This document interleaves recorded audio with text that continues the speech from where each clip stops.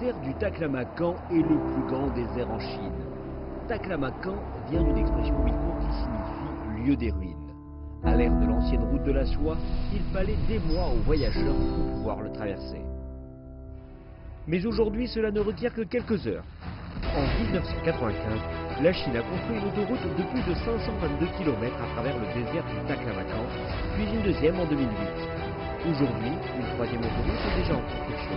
Le Xinjiang peut ainsi vaincre une fois de plus ce désert. Durant une dizaine d'années, le gouvernement chinois a mis en place une série de projets d'écologisation dans la région autonome ouïghour du Xinjiang afin de lutter contre la désertification.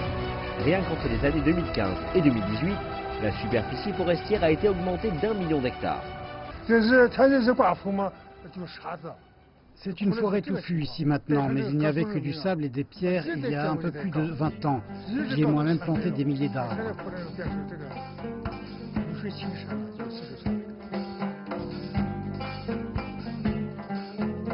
Âgé de 83 ans, Wang Changbang est l'un des premiers volontaires à avoir participé à la protection de l'environnement à grande échelle. En 1997, une importante plantation d'arbres a commencé à Longshan pour protéger la ville de Korla du désert. La colline verdoyante est devenue une barrière naturelle contre les tempêtes de sable. Wang Changbang et des milliers d'autres volontaires y ont planté 17 millions d'arbres au cours des 20 dernières années.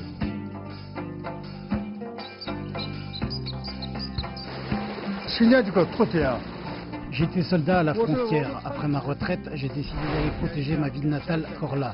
J'ai donc aidé à planter cette forêt qui protège aujourd'hui les habitants de la ville contre les tempêtes de sable. Mais le gouvernement chinois ne s'arrête pas à la plantation d'arbres car il est déterminé à les conserver pour toujours. Autrefois une zone d'exploitation du bois dans les années 1950, cet endroit est maintenant devenu la réserve naturelle de Hanqigo, qui signifie en chinois le fossé d'air froid.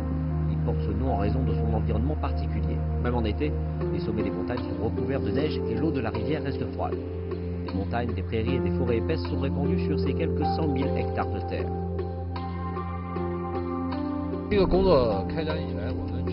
Au fil des années, la superficie des plantations vertes dans les zones protégées a augmenté progressivement. Nous sommes maintenant activement engagés dans un programme de reboisement où les arbres et les arbrisseaux sont plantés. L'abattage, le pâturage et la construction d'installations publiques sont aussi interdits dans les zones protégées. Un autre moyen de protéger l'environnement est de développer d'autres sources d'énergie propre. La capacité de production de la centrale solaire du Xinjiang est d'environ 10 millions de kilowatts et celle de la centrale éolienne est du double, et elle augmente chaque année.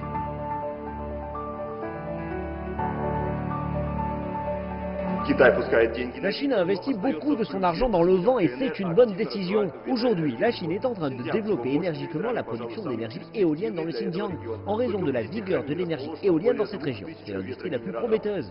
Rien que dans le district de Rami, il existe plus de 2000 groupes de génératrices éoliennes qui produisent en une seule heure toute l'énergie moyenne dont a besoin une famille de 3 personnes pendant 6 mois. Le parc de production d'électricité éolienne à Santanghu a été construit en 2013. Ce choix n'est pas un hasard, car c'est un endroit qui se trouve entre les montagnes de l'Altaï et celles de Tian Shan, où les vents puissants tournent en rond, ce qui permet aux éoliennes de tourner rapidement.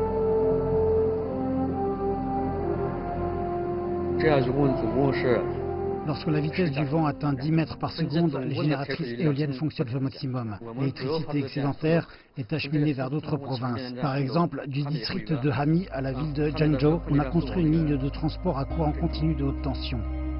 Si le Xinjiang a fait ses adieux aux sources d'énergie traditionnelles, la région autonome est en revanche riche en combustibles fossiles. Rien que pour le district de Hami, 57 milliards de tonnes de charbon ont été détectées, soit environ 12% de toutes les réserves de charbon de la Chine. Néanmoins, ils ont mis au point des énergies propres, ce qui témoigne de la prudence du Xinjiang envers la protection de l'environnement.